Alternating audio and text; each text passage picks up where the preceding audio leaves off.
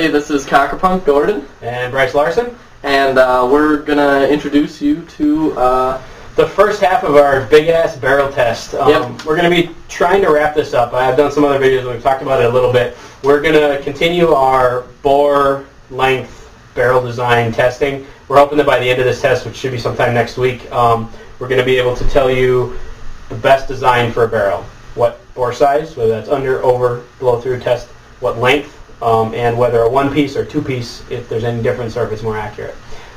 We've got some great stuff lined up here. So we want to thank everybody who's helped us out. Got the Custom Products banner. They sent that with. That's from Travis and Randy at Custom Products. They hooked us up with some barrels. We'll go through those in a minute, which is fantastic because we now got consistent barrels through all the designs, all the bore sizes, and stuff like that. And I'd like to thank Joey at ProCaps as well. We didn't ask them specifically to sponsor this test, but we're using their paint anyway.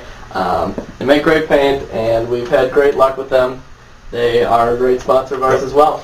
And then our Kramer on Tech PB, Rodney, sorry, I got to look at my notes. Rodney Kramer, sorry about that, Rodney, sent us a couple of rifle barrels, which is really cool because we've got a lot of questions about those. So we've got an Empire Twister and an Armson rifle that we're going to throw in the mix. You may not see much on this first part of the video because all we're doing is chronograph shooting, but hopefully on the accuracy we'll get some data that'll tell us whether rifling works or not. This is our barrel selection here. We have a whole kit of two-piece backs. We measured them all, as you can see. I measured them all with a micrometer and a small hole gauge, and we labeled them as their size as we measured them. So we have 682, 683, 685, 686, 689, 693, and 696 in the two-piece design. We also have varying lengths of .685 one-piece barrels. We also have a 12-inch, .693 and .689. I've got a couple of die one-piece barrels here, and we've got the rifles. We have all the fronts as well. So what we're going to do here is we're going to check and see how long of a barrel before we start losing, if we ever start losing feet per second due to barrel length, in terms of a one-piece and in terms of a two-piece. And we will be able to compare the one-piece bore size to the two-piece bore size and vice versa.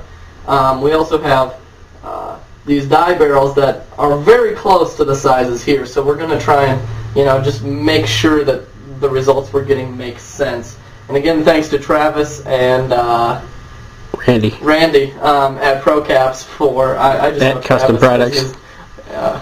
Oh yeah, at Custom Products. Gordon's really good at this interview stuff. Oh yeah. I'm not a people person. Gordon likes numbers. Alright, at least Bryce is wearing a shirt, like with sleeves this time, so. It's true, I do owe that to the community and some people in specific. We'll talk about that later. So that's all of our barrels we're going through. It's going to be a lot of shooting, but we're going to see a lot of results. Alright, so we have a chronograph here. It's an optical chronograph. That means there's a sensor here. The sensor here, it counts how long it takes to go between the two sensors, and that's how it detects speed. It's accurate to tenths of a foot per second, way more than we're going to need for this test. And the precision on it, again, is it's a 0.5%, and so it's tiny, minuscule amount that it's going to be missing by. Catch rig, trying to keep it from making too big a mess in my basement. This will also be using for the accuracy rig. I've got these boards that I did with a grid. This is how we're going to be calling our shots on the accuracy test. It's marked to 6-inch squares with 1-inch increments inside, so you should be able to give an XY coordinate from the square, which is 0, 0.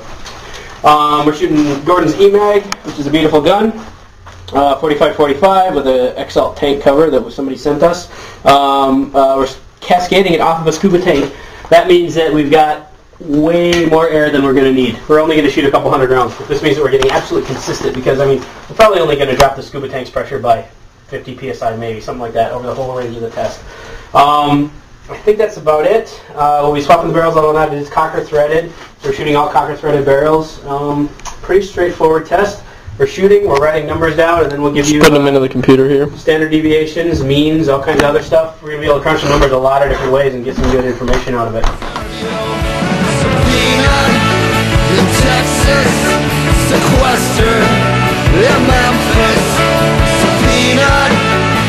Texas,